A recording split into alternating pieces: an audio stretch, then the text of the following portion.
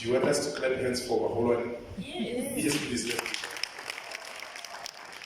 Yes. Now, if you have never worked anywhere, you don't understand what I'm talking about. Just think it's normal. Wait until if you decide to leave this place and go elsewhere, you will be shocked. There are places where you get there, you are new, and nobody tells you where the kitchen is, nobody tells you where the loo is. You find out everything by yourself. Yeah. So, anyway, my name is Wilbert. Wilbert. They call me Dr. Mutoko, Dr. Wilbert Mutoko. But I need to clear the air. I'm not a medical doctor. I know some of you don't like injection, so I'm not a medical doctor, so you're safe. We are talking about money. How many of you love money? Okay, those who are not raising your hands, you are free to go. Cool. So, research says out of people aged 25 right now, out of every 100 young people aged 25, 40 years later, when they are 65, are you getting me? Out of what? 100 young people aged 25, 40 years later, when they are aged 65, one is expected to be rich. 4 are expected to be financially free. 5 will still be working at the age of 65, going forward. 12 will be seriously broke. 29 may have joined the Creator. That will have left the world. And then 49 will be dependent on the government and well-wishers. So I will repeat. I didn't want to come with some slides. It's very good to have slides, but we need to vary it, isn't it? The previous presenter was doing a fantastic job with slides. Then we have another one, a motivational speaker coming in, talking finances, jumping up and down like that, without slides. Then another time you invite me, I will use slides, so don't be surprised. Okay? So this is what research says. Out of every 100 young people aged 25, by the time they turn 65, 1 will be rich. 4 will be financially free. Financially free meaning they are living out of what do you call that income that comes without you having to work? Passive income. Alright? Maybe you have written books, or you have sang some music, or you're getting some royalties from somewhere, or maybe you have some properties that bring you income while you are not working. Passive income. So you are financially free. 4 out of 100. And then 5 will still be begging to say, please, any job, hero. 5 out of 100. 12, completely broke. Like there's no hope. 29, dead. That one cannot be avoided. Some people have to go, some have to stay.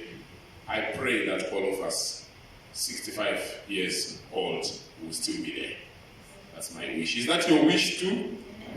Awesome. And then, one of the scariest things, 49 out of 100, that's about 50%. Half of those young people, they will be dependent on the government and well-wishers. I want you to ask your neighbor, which category do you think you belong to?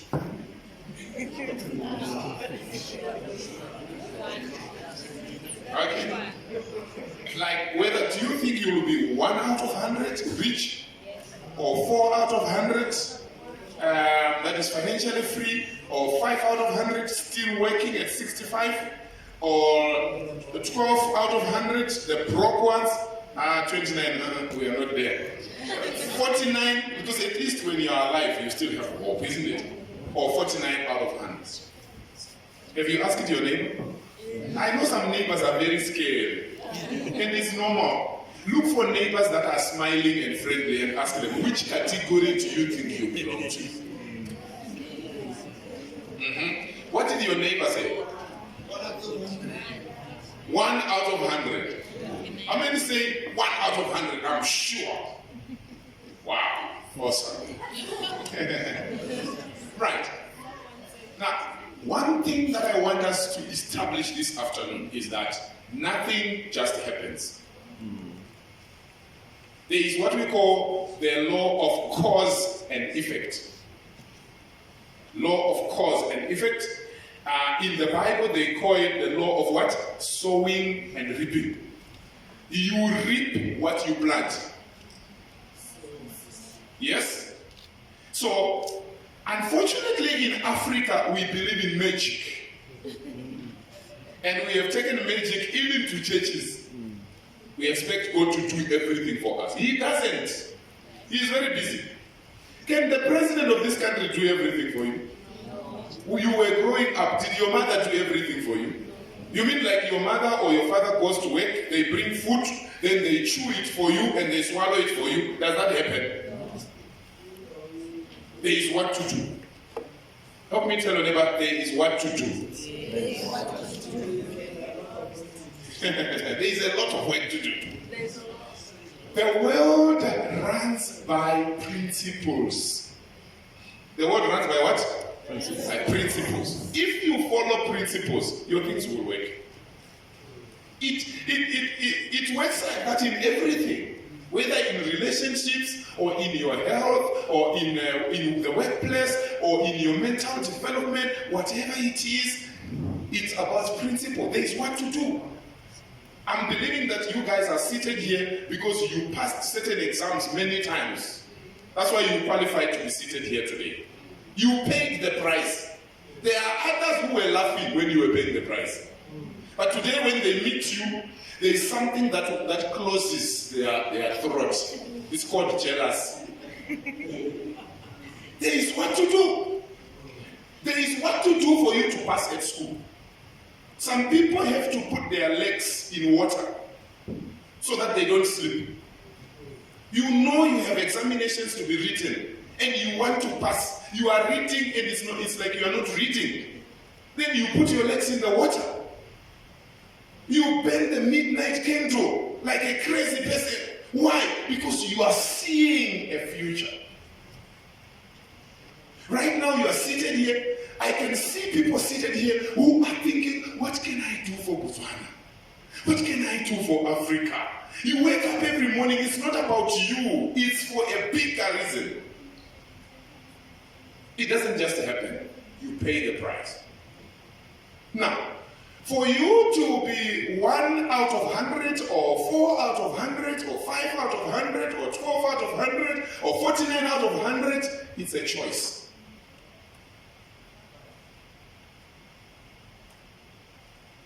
So, I'm going to touch a few steps. Some of the things I'm saying, I'm taking them from my first book. It's called 15 Secrets for Personal Financial Success. 15 Secrets for Personal Financial Success. I'll take a few things from there. I've been privileged to write 4 books that have brought a lot of testimonies, and I hope some of you will manage to get a copy for yourself. We brought a few copies, and I've come with praise. I'm still waiting for Coach Princess. She will join us later to help those who want to invest. You need to follow principles of life. The first thing is you need to identify your purpose. What were you born to do? Somebody's thinking, we thought this guy is a financial advisor. He's talking about purpose. Yes. Because if you don't identify your purpose, even if money comes, it won't work for you. What were you born to do? What is it that causes you to have sleepless nights because you want it to be sorted? What is it? for me, I was born to empower people. I do it anytime, everywhere. I love it. During lunch hour today, while I was just doing some stuff, preparing to come here, I just had some thoughts coming to my mind and I grabbed my camera. I was in the car. I started recording myself and I'm sending worldwide a video. That's what pleases me. I spend a lot of money on empowering people. That's what excites me. Is it because I have money? Even when I didn't have money. I remember my wife, she used to say to me, honey, don't you think this is enough? You rush to the hospital to pray for the sick people you don't even know. You go to every prison preaching to prisoners. You rush to radio to speak, motivating the nation. Once every week, motivating the nation. The car has no fuel. I ran to Kombi to motivate the nation. You get there, you say, good afternoon, everybody. I hope everybody is doing well. Huh? But people didn't know what I was going through. It's the passion that leads you. When I write books, when I write on the blog, when I speak anywhere, it's about touching lives. That's what makes me happy. I get excited when people give me testimonies. Ooh, you have helped me. My marriage is now on track. Oh, from that time you came to our company, our business is doing fantastic. Oh, from that time I connected with you on WhatsApp, my life has never been the same. Now, we don't have to be the same, right? What is it that you are passionate about? Can I tell you something? Let it be something greater than you. Do you know the vision that I used to have many years ago? I was dreaming, because I grew up in poverty. So, not too much poverty, but you know that one where one day you have bread, you put margarine on the other side, you put jam on the other side, and then the other day you are slicing cold papa. You slice papa like it's bread, and you eat it with tea without milk. So that kind of mix, that's the one I grew up with. The one where your parents buys you shoes, and then sometimes the shoes get torn. It's like that they no longer want to accompany you where you are going. So you just take your natural what? You go. So sometimes you have shoes, sometimes you don't have. That's how I grew up. So I envisioned myself, I said, I want to work very hard so that one day I will be an international speaker. I will become a global speaker. And you know what? I will be having a car for each day. Big cars. If we are talking of today's cars, maybe I will be having a Mercedes-Benz ML for Monday. Then I have BMW X6 or X5 for Tuesday. And then on Wednesday, maybe I have a Jeep. Maybe on Thursday, talking about, then I will have cars for funerals, cars for weddings, cars for, you know what I'm talking about? Well, and then I was envisioning my house. It has to be 100 bedrooms. On top of it, my helicopter can land there. And I just come from the helicopter and I get inside the house. That was my dream. I was like, wow, I will have arrived. No more eating pap as if it's bread. No more taking, Wow. Until after some time, with personal development, you read books, you follow some mentors and so on. I realized, okay, there's no problem with having all those things if you can afford them. It's okay. It's your money. But the best thing is to be able to touch other people's lives.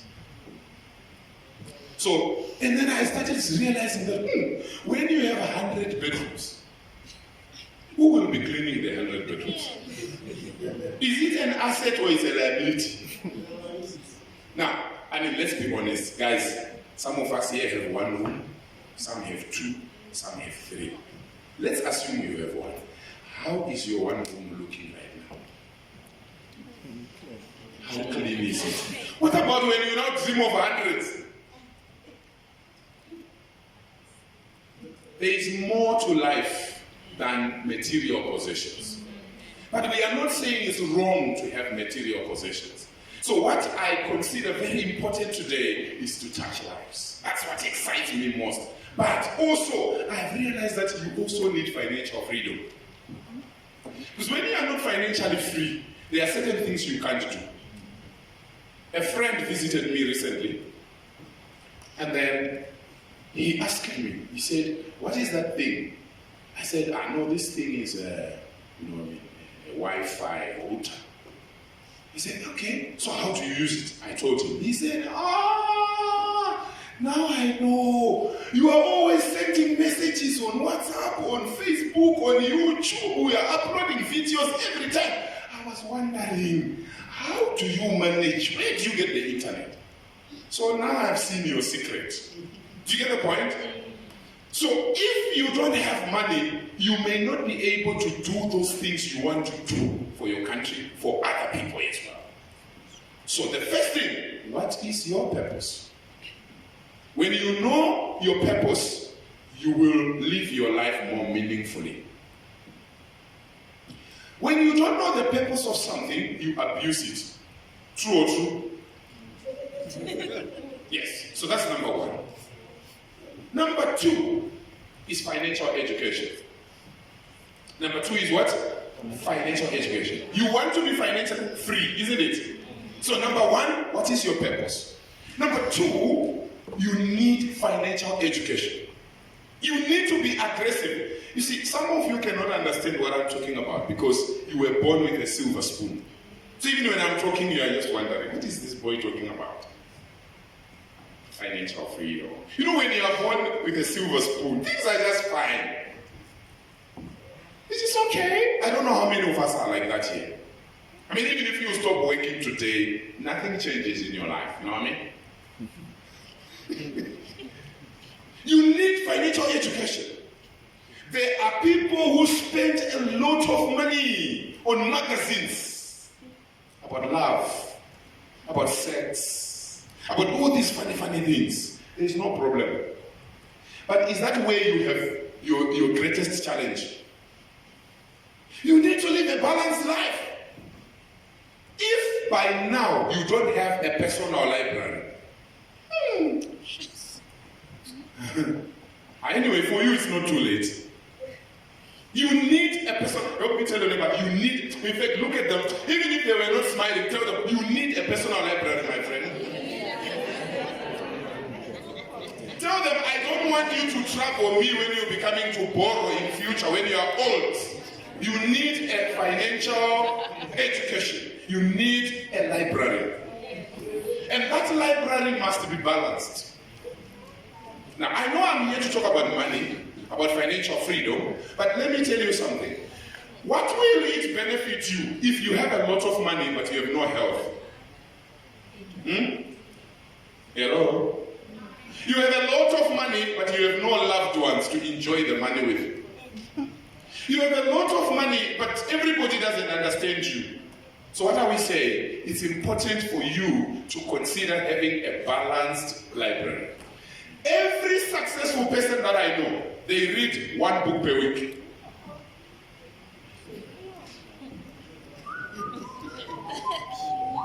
Yeah. Africa, my Africa. You know, when I published the book 15 Secrets, let me just grab it. When I published this book, my publisher, we were shouting at each other. The guy says, this book, we are not bringing it to Africa. I said, what do you mean? He said, Africans don't read books. I said, I wrote it for Africans. Excuse me. That book is my book, by the way. And I'm paying for, you guys are charging me a lot of pounds. This book is coming to Africa. He said, Wilbert, we are a business. We are not a charity. In case you are a charity, that's your problem. We sell this book in the UK, we sell this book in America. 45 minutes heated. Our people prove those statements anyway. Very few people read books. Mm-hmm. Financial education must become your priority. Do you know why? The language of money is talked about in the rich families. Unless you come from a rich family. Where I grew up, which is likely to be where you grew up, some of you here, or many of you, is where during dinner or during lunch you are told to shut up. It's not time to talk. Or am I tell? Table manners. Where are your table manners? But in the families of the rich people, that time when they are eating, they are discussing business. So, if money is not taught in schools, and money is not taught in your home, where do you learn about it? Nowhere. You experiment. That's why many people, if you ask them what's happening to their money, they don't know. They will tell you,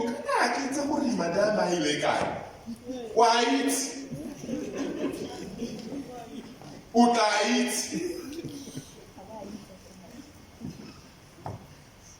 I don't know. I just don't understand. I don't know where my money is going. You don't know. Every shop you enter, you pick everything. In fact, but people in here, you don't do that. Just people outside. But you guys, you are okay. You know, there are people, they load the trolley, they don't calculate how much they need. Then when they get to the till, they start fighting with the till operator. People can go there. Okay.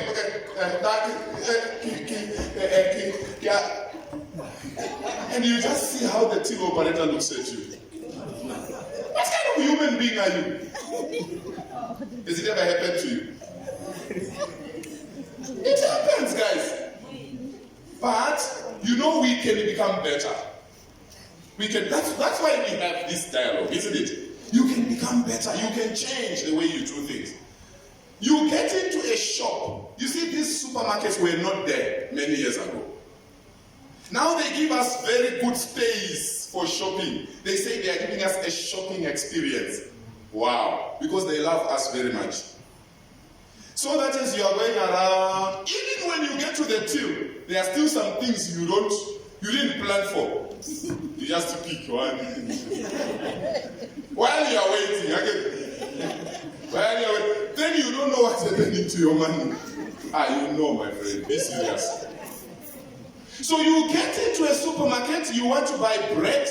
Are you telling me you don't know where bread is? Go straight where there is bread, my friend, and pick bread and go to the till, pay, and go straight home. That is called discipline. That is called what?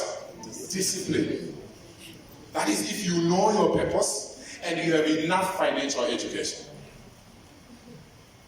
So I want to urge us, if you truly want to be financially free, your library right now.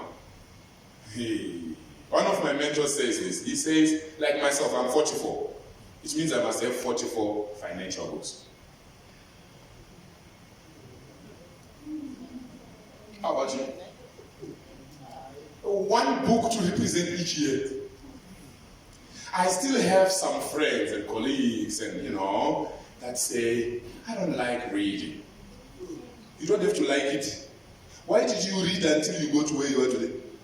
Did you like it? You didn't like it, isn't it? You wanted to change your situation. So if you want to change your finances, you must read. You must read. Reading. Can I tell you something? Bill Gates, one of the richest people in the world, Bill Gates reads minimum 1 hour every day. It's a habit. I told you it's about principles. It's about principles. He can't stop. It's too late. And the question is, if he's reading 1 hour every day, whose books is he reading? He reads books of some people who are not even as rich as himself. Warren Buffett is now around 80 years old. He's one of the richest people in the world. He spends hours and hours per day reading. We're talking of multi-billionaire, not in Pula or in Zimbabwe or Zambian kwacha. I'm talking about US dollar. And then you don't read because you know you are already okay. That's the only explanation why you are not reading. You are not increasing your financial IQ because you are already fine. It's only for people like Bill Gates, Warren Buffett, Mark Zuckerberg who are struggling to continue reading every day, so that their multi-billions can continue growing. Yes, for you and me, we are okay. Financial education is very key. Help me tell your neighbor, you must increase your financial education. You must increase your financial. The Bible says, for those who believe in the Bible, right? My people perish because of what? Ignorance. Lack of knowledge. But is that what we say? We say, Satan. Satan. Devil. Matimony. That's not what the Bible says. That's you. It's an excuse. There are many times when we blame the devil, and even the devil is also wondering. Seriously? Your life? What am I doing in your house? I have bigger assignments in Afghanistan and all these other places. What am I doing in your life? We have a lot of excuses. Go and develop your financial IQ. This is very serious. Are we together? That was number 2. We said number 1 is what? Know your purpose. Number 2, financial education. So, number 3 is budgeting. A budget is a financial plan. Full stop. Now, budgeting, we are not talking of a shopping list here. We are not talking of income and expenditure. We are talking of you being able to sit down before money comes and you allocate, where will my money go? Which money am I expecting this month? How much am I expecting to use on food? How much will I use? So, you follow the budget. Many of us, we behave as though we own the whole world. Everybody selling everything from everywhere must sell to you. Because you don't have a budget. Somebody comes right now with some nice smelling scones. You say, wow, I like scones. Give a guy. Give a guy anyone. 10. Is it on the budget? No. Which income is going to cover that? I don't know. I just don't know what's happening to my money. You pass by some shops, you see clothes that are nicely displayed. You're like, wow. Woo. How much is this suit? 1,000. 1,000.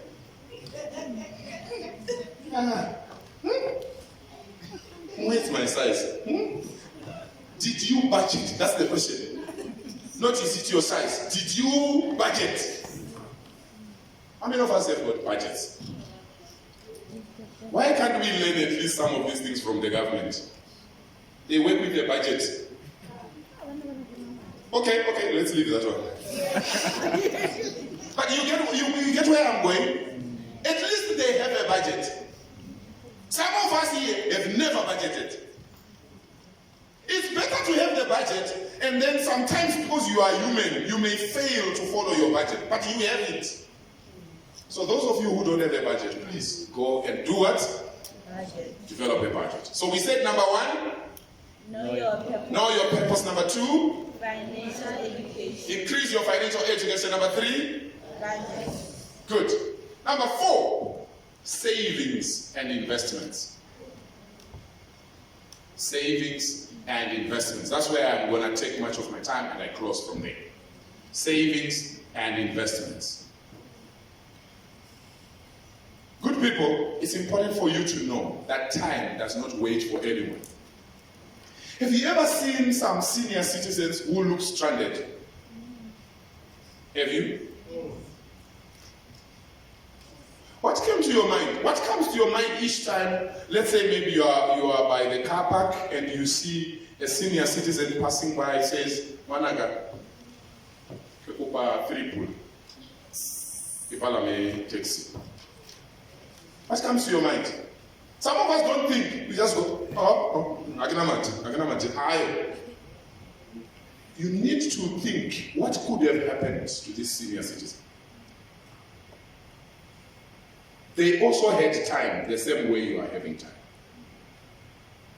The problem with being young is that it's easy for us to think that we still have enough time. Have you seen how time flies? You join a government department or you join a company, you are working there. Before you know it, 1 year, 2 years, 3 years, 4 years, 9 years. You look back, what did I do with my money? Maybe nothing much to show. Probably if the toilet could talk, it's the one that could testify on your behalf that, no, we did something together, my brother. We did something together. We spent. Savings and investments. This is a must. Everybody must save something, regardless of how little you are earning. I will repeat it. This is a must. It doesn't matter how much you earn. The problem is not the size of your salary. The problem is the size of your mind. You know, I've spoken to university students. There are university students who collect 1.6 per month and they save 500 pula every month. I told them, look, it's not about the amount, it's about the principle. Once you understand it's the principle, do you know, like right now, many of us here, because of bad habits, you are saying you don't have money, right? Or money is not enough, or the salary needs to be increased. Do you know, even if it is doubled, you'll be excited for 1 month. After that, why? They need to do something again. This man, it's called the rat race. If you read Robert Kiyosaki's book, Rich Dad, Poor Dad, Rich Dad, Poor Dad, it's called the rat race. Whereby, when your money increases, you also increase your expenses. Can you imagine if they double your salary today? Will you drive the same car? No. How will people know that something happened? Imagine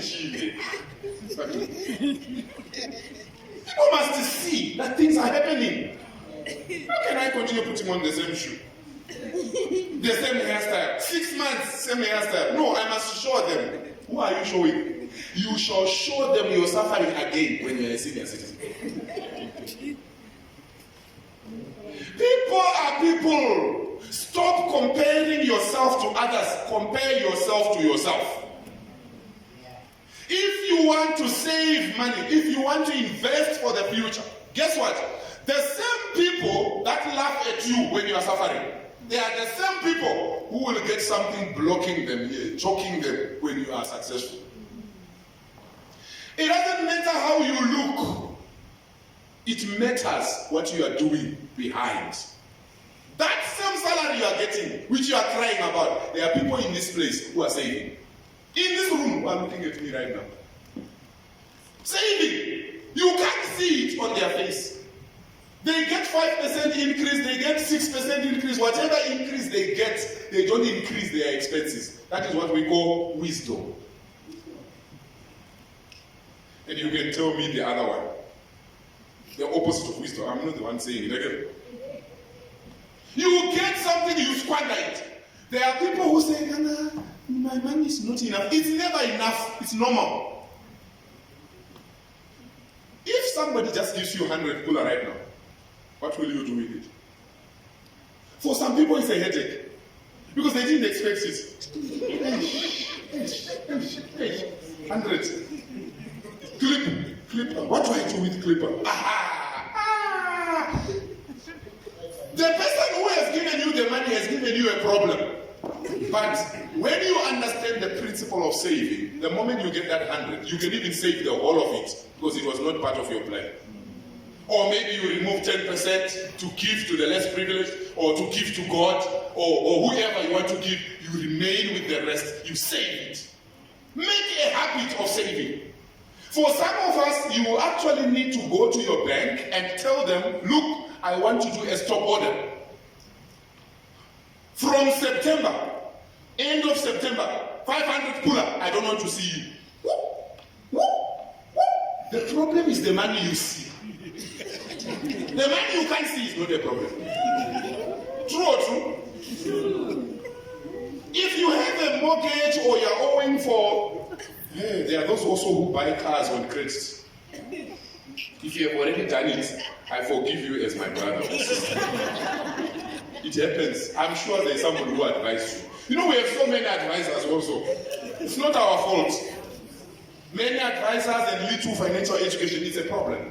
You must never buy a car on credit because it's not an asset. Do you know that? Never buy anything that depreciates. If you had already done it, if you like, we can talk after. Hey, I'm not blaming you, it happens, but you need to do a turnaround. It's not wisdom to buy a car or something that is very expensive that does not bring in money. We also have some people in Africa particularly, generally, even Kenya, we have gone to different places. We have realized that many people, they have lent. And they are very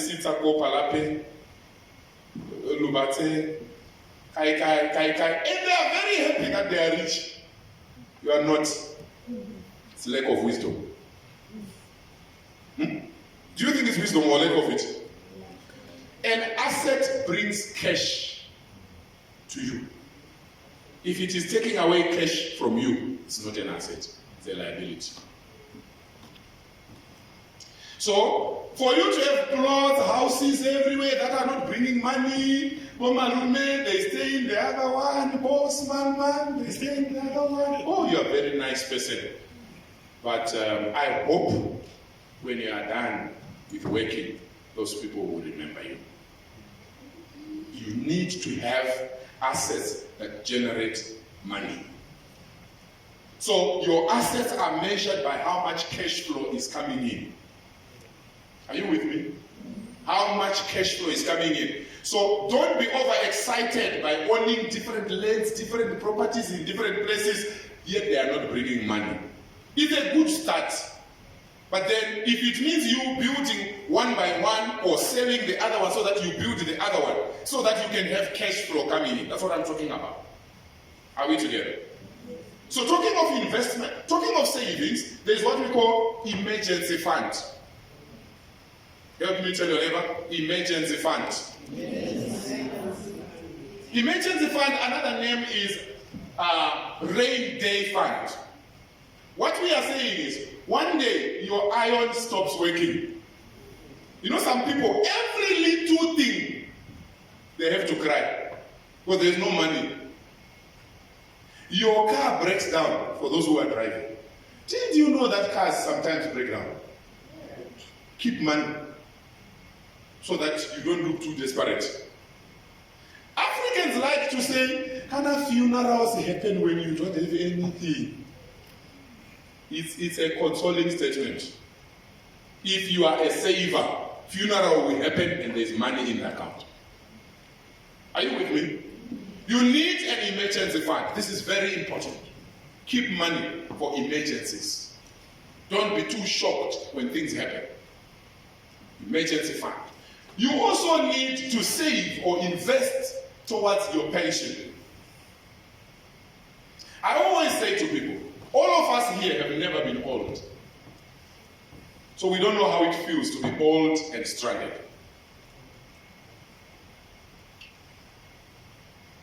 You don't have to get there and get stranded and learn from it. It can be too late. Guys, do you know that life expectancy is increasing? Have you seen that? Have you seen that life expectancy is increasing?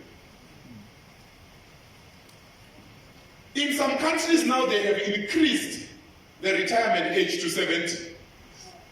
Yes, because people are living longer. Because of medicine and new technology and all that. Now, if you are not keeping anything for your retirement or your pension, My friend, the day you are told, thank you for your time, Samaya Sinclair, that's when you will know that life is not easy. And then you will remember the time when you were young and energetic. You guys know what I'm talking about. Do you know, like me, I used to be athletic, running everywhere, I jumping, very energetic. But there is a way I run these days. I need to be careful. Because age is catching up with me. If I'm not keeping something for my retirement, I'm going to cry. Same applies to you. You need to put away money for pension. And for some of you, you are privileged. I think the employer also puts something when you are saving for pension. Am I right? But can I tell you something? Still, you might find it's not enough. You need to have an extra pension. I'm glad Princess is now here. She will be helping some of you with your investments. Just yesterday, she helped me to complete another form to increase my life cover. That's another very important thing. In fact, the most important thing that everybody must have, if you know you have dependents, you must have a life cover. I was paying 1.6 every month.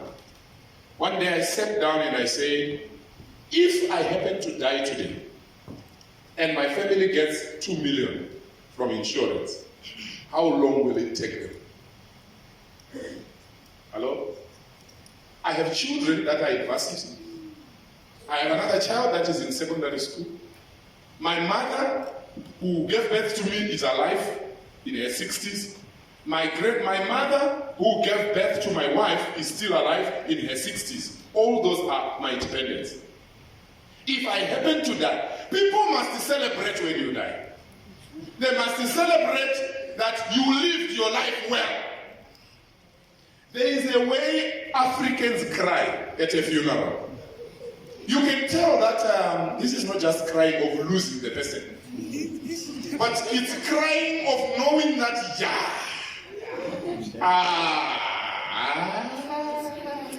we are completely finished. The person who was trying to give us something little, is gone now. And on top of it, they have left a lot of dikoloto. Who will pay dikoloto? Who will give us food? The house we are staying in is going to be taken. The car will be taken. The sofas will be. There are people who owe everybody everywhere. Now, whether you owe everybody everywhere or you don't owe anybody, you need a what? Life cover. So I said to myself, what if I double the amount I'm paying every month? From 1.6, I pay another 1.6 on top. So that if I die, my family can get 4 million. At least they don't get the shock of Daddy having gone. In other words, I'm not saying I'm very good at it, but I'm trying. You know, for me, it will be very painful, isn't it? Because I go around telling everybody, I've written 3 books on money. You get my point? I go speaking everywhere, going to Dubai, UK, where, telling everybody. And then people on my funeral, they have to contribute for coffee. Mr. Financial Advisor has left us. They have to cry very hard. Are you with me? So, you need to come to, thank you. You need to come to a realization to say, while I'm alive, I'm taking care of my mother, I'm taking care of my children, I'm taking care of my family, I'm taking care of my loved ones. If I happen to go today, who will take care of them? You want to take care of them even when you are gone. Are you with me? That's the purpose of a life cover. And I'm glad because companies like Botswana Life are making it even more interesting. Because a long time ago, I didn't want a life cover. Because I say, in the name of Jesus, I shall not die, but I shall live and declare the works of the living God. I will not die. So I don't want life cover. Botswana Life says, no, even if you don't die, every 15 years, we can pay you back something. I say, we are together now. At least because I know I'll be alive. But guess what, guys? We have seen our friends going, leaving the world, isn't it? We have seen our loved ones going. Some of them younger than us. Some of them more beautiful than us. Some of them more handsome than us. Some of them more generous than us. Why is it that we always believe it can't be me?